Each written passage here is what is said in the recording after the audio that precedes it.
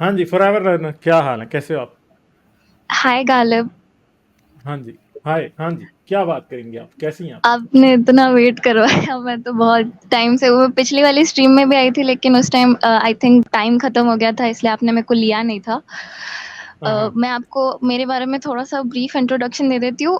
मैंने आपको लाइक 2 महीने ही हुए मेरे को आपको सुनते हुए। हुँ, हुँ। और आई एम कल्चरली हिंदू, लेकिन I don't believe in it any more. मैं ना शुरू में सिर्फ मैंने ना आउट ऑफ क्यूरियोसिटी इस्लाम के बारे में तनकीद सुनना शुरू किया था, लाइक आपके वीडियोस है ना, हारिस सुल्तान के वीडियोस, अपोस्टेट अलादीन और उन सब के वीडियोस मैंने सुनना शुरू किया था।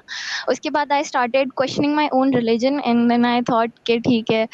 मेरे को फिर आपने जब कास्ट सिस्टम बारे के उन सब के बारे में बताया था ना, देन आई रियलाइज कि हाँ, मेरे को पहले लगता था कि caste system is not doing any harm, मतलब इतना ज़्यादा हार्म नहीं कर रहा, पहले करता था अब नहीं करता।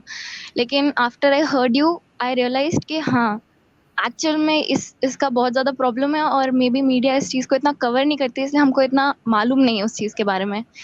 तो उसके बाद में ये भी है कि ना, रिलीजन एज अ कॉन्सेप्ट मेरे को इसलिए भी सही नहीं लगता, क्योंकि आप अगर कहते हो, अगर जितने भी रिलीजन्स है वो कहते हैं कि सारा उनके उनके भगवान ट्रू रहना गॉड है, तो ऐसा ट्रू गॉड या फिर क्रिएटर ऑफ द वर्ल्ड क्यों चाहेगा लोगों को है ना अपने बारे में बताना। आई थिंक हमारे उनके उनके बारे में जानने ना जानने से कोई चेंज नहीं होता है, लाइफ तो वैसे ही चलती रहेगी।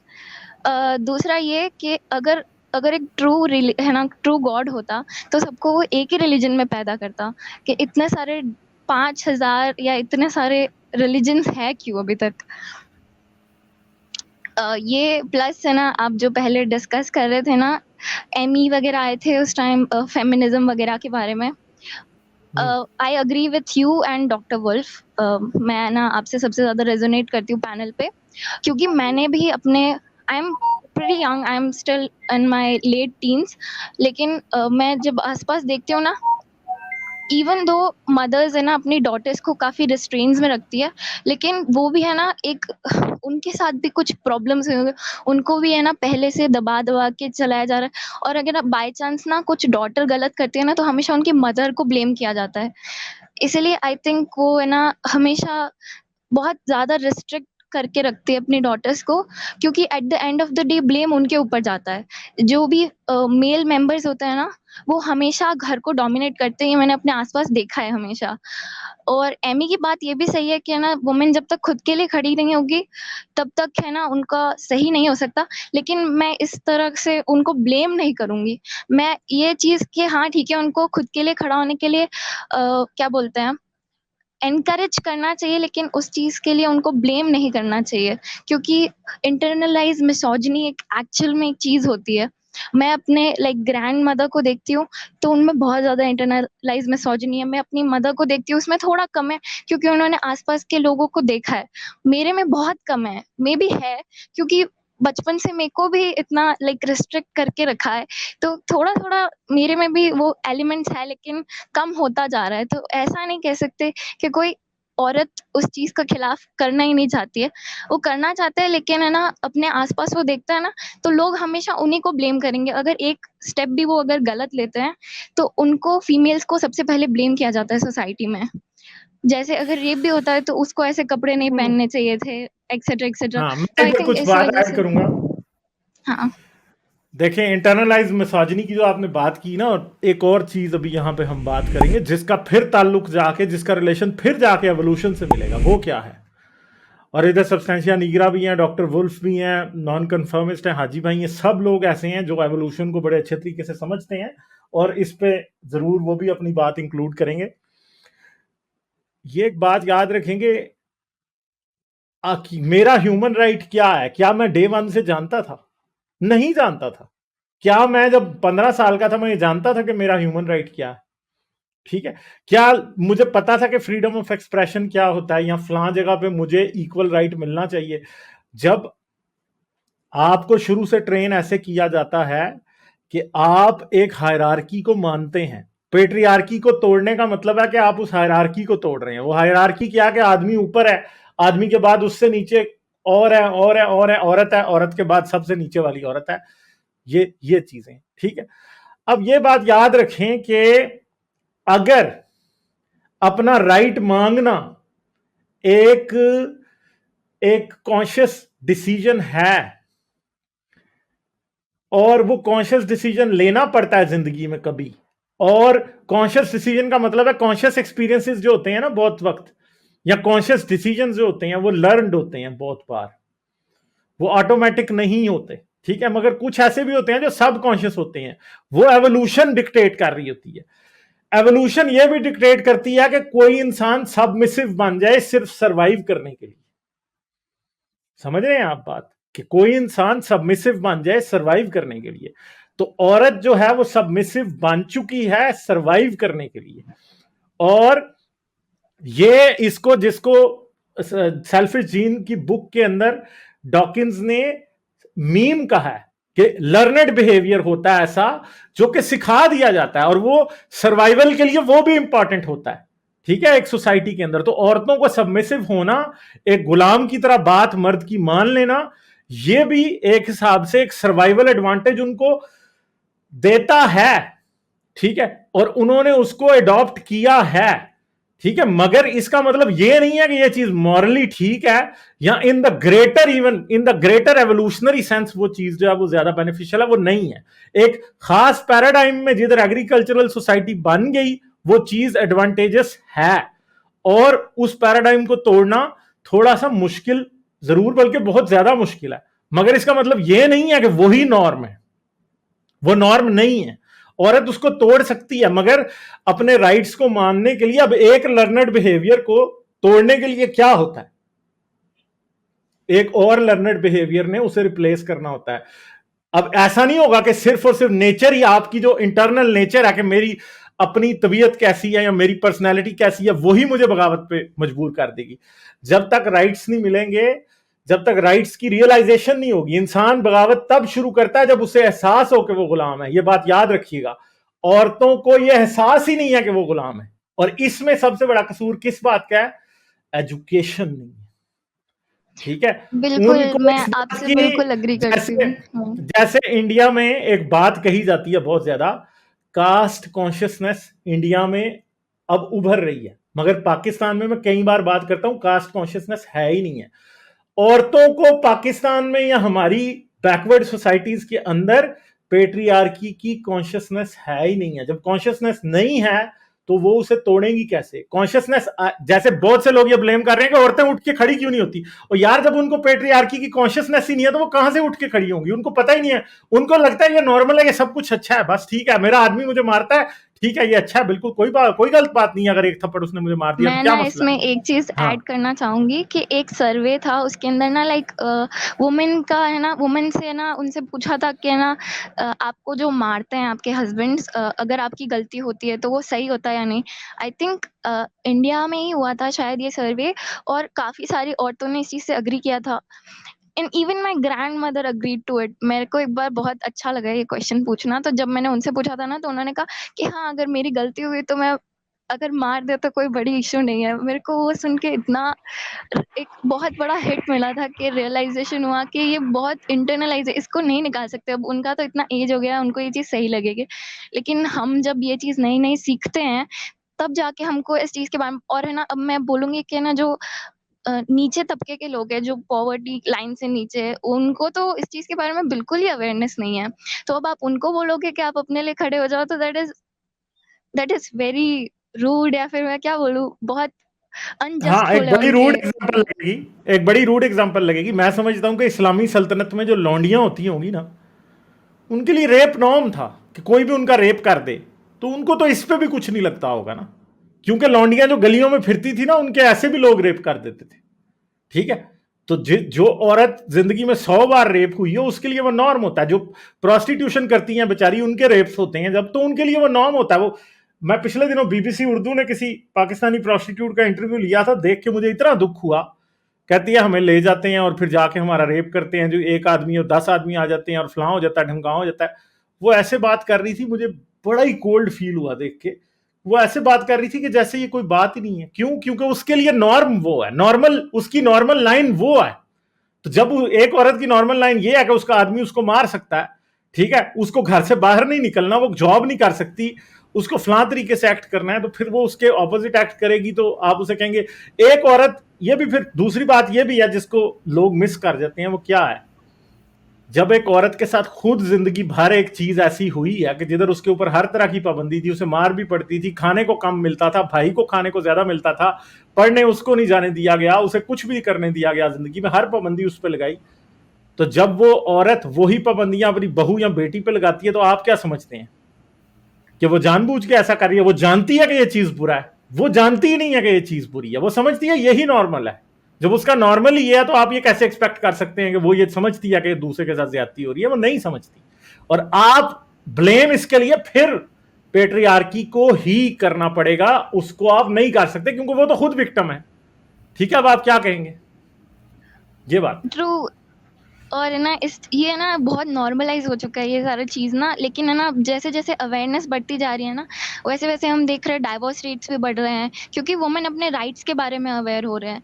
तो अच्छी बात है। और दूसरा ये कि डिवोर्स रेट मेरे को, बढ़ना कोई बुरी बात नहीं है, डिवोर्स रेट बढ़ना कोई बुरी बात नहीं है।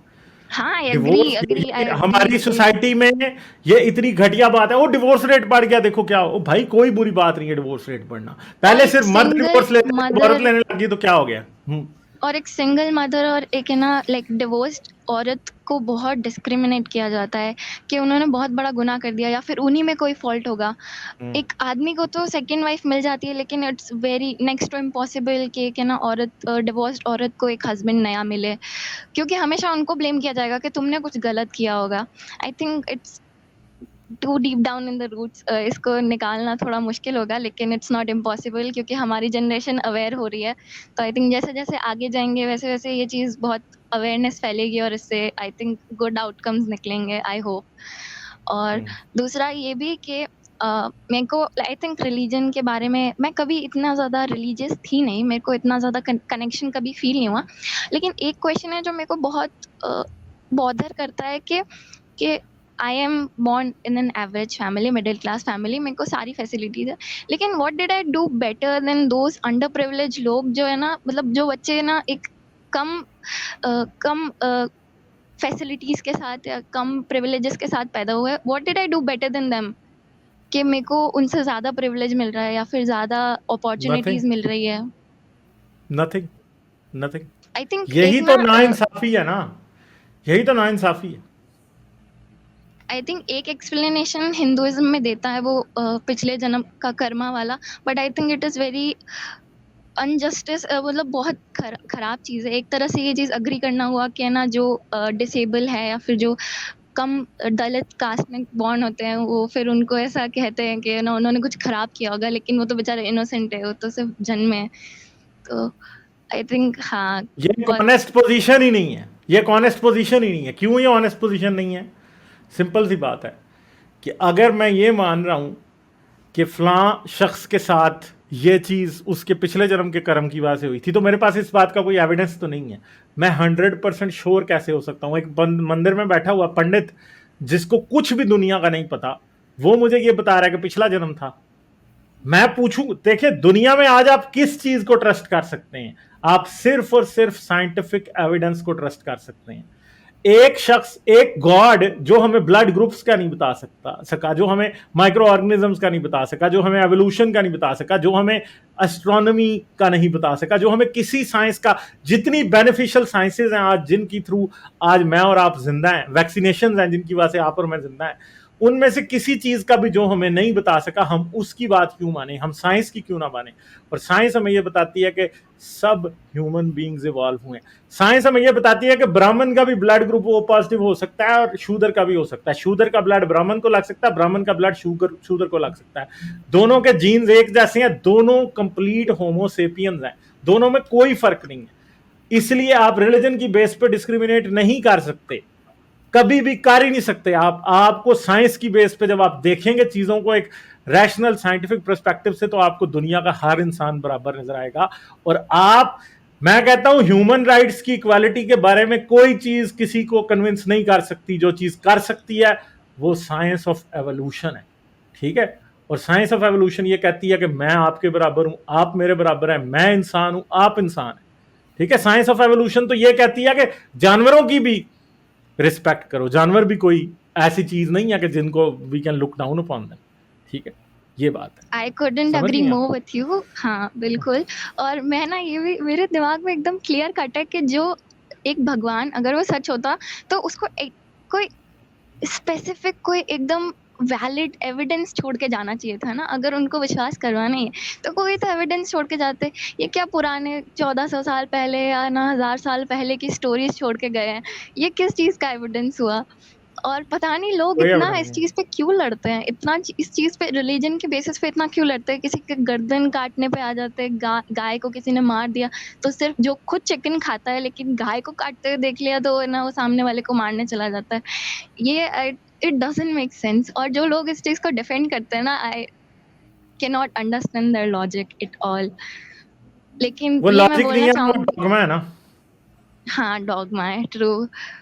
लेकिन मैं ये कहना चाहूंगी, मैंने जब से आपका स्ट्रीम देखा है ना, I got a different world view और मेरे को काफी नई चीजें सीखने मिली जो आसपास मेरे को कभी सीखने नहीं मिलती। चले। और ना आप और ना अमित सर, मैं कल्चरली हम्म। हिंदू तो आई थिंक मेरे को पहले इस्लाम के बारे में है ना उनके है ना क्रिटिसिज्म के बारे में पता चला। फिर मैंने आपकी स्ट्रीम्स देखी तो मैंने मनुस्मृति वगैरह के बारे में देखा तो आई रियलाइज कि ठीक है, सिर्फ उनका आइडियोलॉजी गलत नहीं है, हमारा भी गलत है। तो उस तरह से मेरे को नई नई चीजें पता चली। और मैं ना ये उन लोगों के बारे में भी बोलना चाहूंगी, जब आप इस्लाम का क्रिटिसिज्म करते हैं ना तो मैंने आपके कमेंट्स में काफी जय श्री राम के ना हाँ। कमेंट्स देखे। मैं उनको कहना चाहूंगी कि देखिए, आप है ना किसी और आइडियोलॉजी को क्रिटिसाइज करते हैं ना तो ऑटोमेटिकली इसका मतलब ये नहीं होता है कि आपकी आइडियोलॉजी सही हो गई है। आपको ना अगर आप किसी और की आइडियोलॉजी को क्रिटिसाइज होते हुए देखो ना तो पहले आप अपने सामने आईना रख के देखें कि आपकी आइडियोलॉजी कितनी सही है, उसमें कितना एविडेंस है। बस यही बोलना चाहूंगी। एग्जैक्टली। और ये चलें, मेरा ठीक फर्स्ट है। टाइम था। आप आती रहें और मुझे बड़ी खुशी हुई आपसे बात करके। You are a very bright young lady. और पढ़ें, ज़िंदगी में बने कुछ। ठीक है, सबसे पहला आपका जो प्रायोरिटी है आपकी एजुकेशन है, और उसको लें, ज़िंदगी में बने कुछ, और अपने से नीचे वाले लोगों को सपोर्ट करें। और बस यही बात है। ऑफ ठीक है। कोर्स ये और है ना, एक मेरे को एक और बात कहनी थी आपको। क्या था कि हाँ, अभी मैंने ना ये बहुत रिसेंटली डिस्कवर्ड टॉपिक है ना, तो आई फील लाइक मैं सबसे जाके इस चीज के बारे में डिबेट करूँ। How do I stop this? मैं हर किसी से लड़ाई कर सकती हूँ अभी। अभी ना मैं डॉक्टर इतना वुल्फ, एंथुसियास्टिक हूँ इस टॉपिक के बारे में। डॉक्टर वुल्फ स्पेशलिस्ट हैं इस चीज़ के। देखें, अगर अभी आप अब जब आप कई ऐसी इन्फॉर्मेशन आपको गेन होती है जो नॉर्मली सोसाइटी में अवेलेबल नहीं है, हमें लगता है कि हमारे पास एक प्रिविलेज्ड इन्फॉर्मेशन है और हम चाहते हैं कि वो सबसे शेयर करें। बट फिलहाल you are in a country जहाँ पर अगर अभी आपने रिलीजियस टॉपिक्स के ऊपर बात करी तो सिचुएशन बहुत ख़राब हो जाएगी। Your first priority should be your own life, your own skills. सबसे पहले अपनी एजुकेशन कंप्लीट करो, एक अच्छे करियर में जाओ, उसके बाद you can make these things public. But if you still want to talk about this, तो आप ऑनलाइन फॉरम्स में अपने अनोनिमस अकाउंट्स बना सकते हो, रेडिट पे, इंस्टाग्राम पे या कहीं पे भी, जहाँ पर आप अपनी पर्सनल इंफॉर्मेशन शेयर मत करो। Just talk about it with people जिनका माइंडसेट आपके जैसा हो, similar. But personally face to face I would say कि अभी तो मत ही करो। पहले थोड़ा be financially independent, be a little bit more empowered, उसके बाद यू कैन डू दिस। हाँ हाँ, वो आपकी बात सही है मेरी सेफ्टी और सिक्योरिटी के बारे में। That's why I don't usually engage in this conversation. लेकिन सबको पता है मैं ना रिलीजन में इतना मानती नहीं हूँ। और मेरे आसपास सब सब बहुत लिबरल है एक्चुअली, मेरे फ्रेंड्स वगैरह भी, मेरे कजन्स वगैरह भी। तो मैं कभी कभी डिस्कस कर लेती हूँ लेकिन I try to restrain myself, क्योंकि ठीक है हमारा फिर वो आइडियोलॉजिकल डिफरेंस आ जाए तो वो एक दूसरे को सेम तरह से नहीं देख पाते फिर। एक एक छोटी सी स्टोरी बताता हूँ। हाँ। मेरा एक फ्रेंड था, वो मैं एक्स मुस्लिम हूँ, मैं मुस्लिम फैमिली से था और वो हिंदू फैमिली से था, और हम 14-15 ईयर्स से हम फ्रेंड्स थे। और 15 years is a long time, ठीक है ना। एंड 2014 और 15 की बात है। वो मुझे बोल रहा था इंडियन आर्मी वर्ल्ड में नंबर 1 है। एंड मैंने उससे पूछा, भाई नंबर 1 किसी चीज़ में होगी ना, किस चीज़ में नंबर 1 है? नहीं, बस है नंबर 1। मैंने कहा किस चीज़ में? बस है नंबर 1। मैंने जब 3-4 बार ये बात हुई तो फिर वो आगे से मुझे बोलता है पाकिस्तानी रहेगा। एंड वाज लाइक, डूड, मतलब 15-16 साल हम साथ रहे, जस्ट बिकॉज तेरे एक आइडियोलॉजी, और वो इतनी बड़ी आइडियोलॉजी भी नहीं है, ही इज जस्ट सेइंग कि इंडियन आर्मी नंबर 1 है, और मैं पूछूं किस चीज में, इस क्वेश्चन मुझे आंसर दे कि तू पाकिस्तानी है, तू इंडियन नहीं है। Although it means nothing to me, but अब बोलने के बाद उसको गिल्ट तो काफी हुआ। माई पॉइंट इज, अगर ये इतने छोटे से टॉपिक के ऊपर ये बात इतनी एस्केलेट कर सकती है कि आज वो मेरे से बात नहीं करता, मतलब I still talk to him, but अगर उसको कुछ मेरे से बात करनी है तो वो हिचकिचाता है काफी। माई पॉइंट इज, अगर एक छोटे से पॉइंट पे इतना बड़ा एस्केलेशन हो सकता है, आप एक ऐसे पॉइंट के ऊपर बात करोगे लोगों से जो उनकी पूरी लाइफ की आइडियोलॉजी जिसके ऊपर बेस्ड है, तो वो चीजों को बहुत खराब करेगा। तो be aware of this. Of course, I'll take that into consideration. Thank you for telling your story. ठीक है, आती और रहे, फिर करेंगे बात आपसे। जी हाँ ठीक है, thank you. Thank you, okay okay bye. Like, share और सब्सक्राइब करना मत भूलें। इसके साथ साथ आप मेरे चैनल को पेट्रियन पर सपोर्ट कर सकते हैं। पेट्रियन का लिंक वीडियो की डिस्क्रिप्शन में है।